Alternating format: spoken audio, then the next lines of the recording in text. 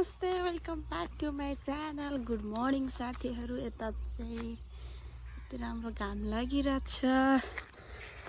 आज फेरि म हिँडिसकेँ साथीहरू। कहाँ भन्नुहुन्छ होला, यो देखेर थाहा भइसक्यो होला। आज फेरि म बिहानको 6:30 हुँदैछ साथीहरू। 6:30 बजे लागिसकेँ। अहिले चाहिँ सायद मकै फलिसक्यो होला। अस्ति नै सानो सानो थियो।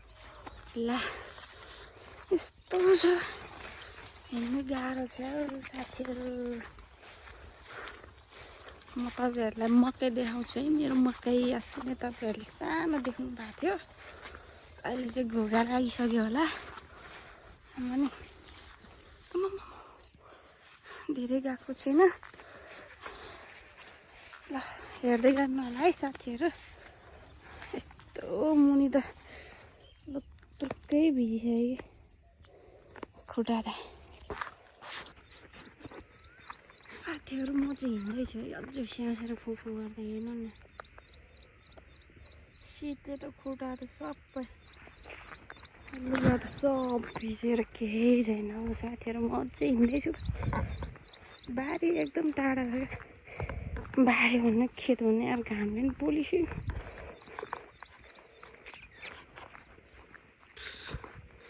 सब मकै घोगा यत्रो यत्रो भइसक्यो मान्छेहरूको त।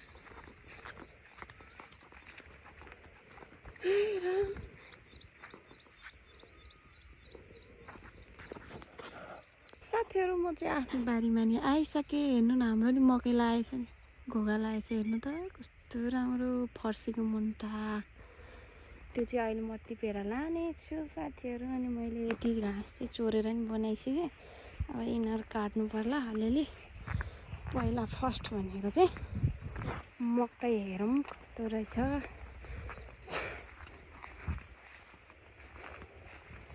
मकै ठिकै रहेछ। अस्ति पानी आएर चाहिँ हेर्नु नि मेरो ड्रेसअप कस्तो राम्रो छ साथी। कस्तो राम्रो छ। जाडो महिनामा लाउने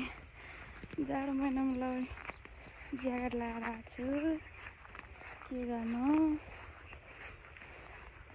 घामले पोल्छ त्यही भएर। बाफै मकै त यस्तो भएको छ, पुरै ढल्या छ हौ।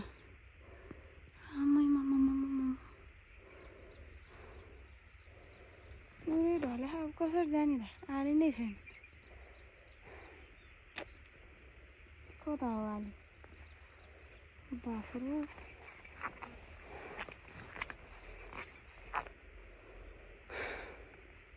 झ्याउ रहेछ।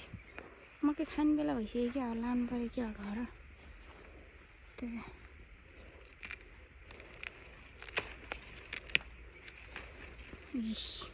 घोगा लागेछ त साथीहरू। ए खाने बेला त भइसकेको छ त।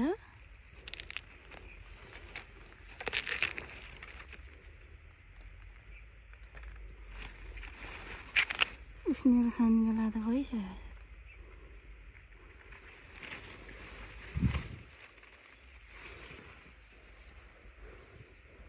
यसपालि त मकै त कडा भएछ, तर घाम पानीले सबै खतम बनाएछ यार। ल साथीहरू, मकै 4 घोगा 5 घोगा बोक्नु पर्यो, घाँस काट्नु पर्यो, अनि लाग्नु पर्यो।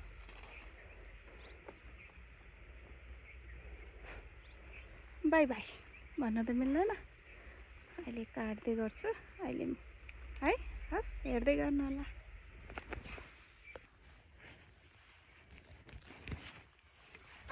ल है साथीहरू, म चाहिँ यहाँ घाँस काट्न लागिरहेको छु।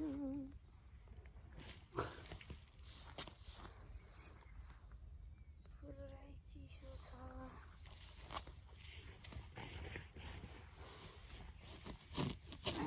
कति साह्रो घाँस पनि।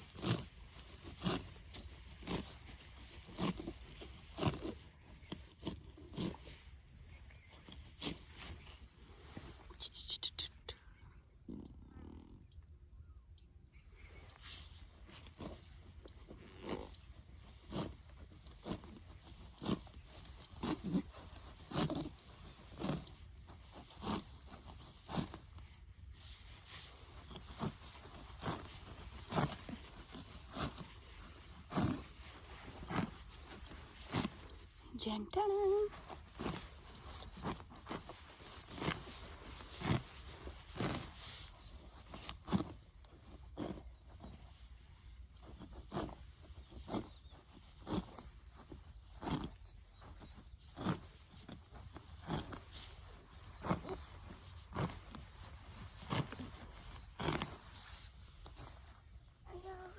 सबै भइसकेको छ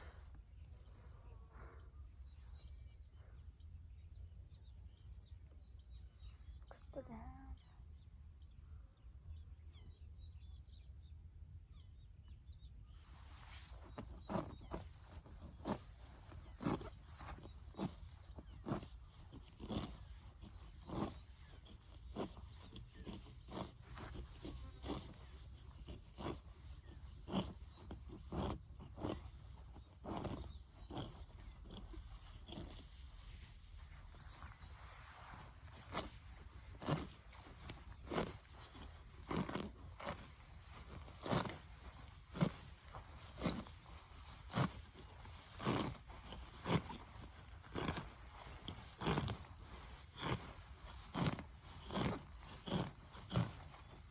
हातै दुख्यो मलाई त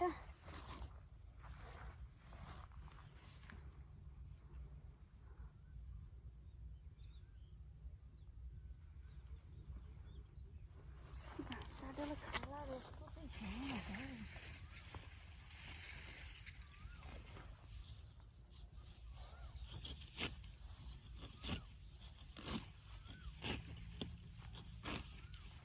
कति राम्रो डुब्यो के साथीहरू यस्तोमा अहिलेको बेला पो बिहे गर्न हौ बिहेमा डुबो फुट्दा पाउँदैन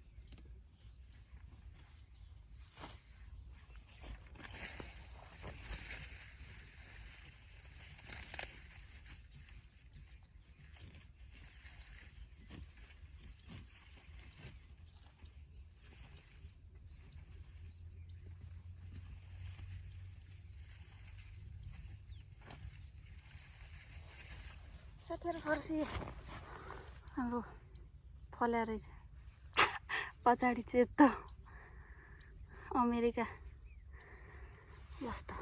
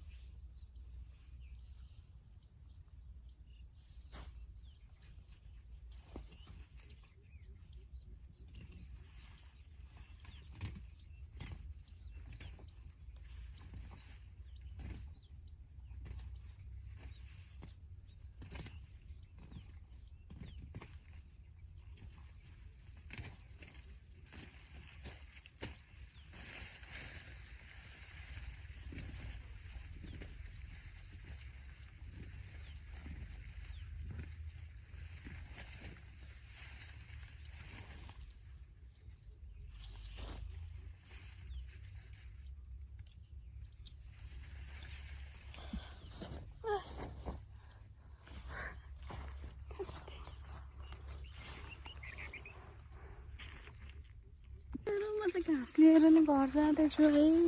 अलिकति खानालाई मकै पनि बोकेको छु अनि ढोकुरोमा घाँस कस्तो अप्ठ्यारो भएर गोरुको पनि लुगा सब भिजिसक्यो साथीहरू। ल हेर्दै गर्नु होला, बाई बाई।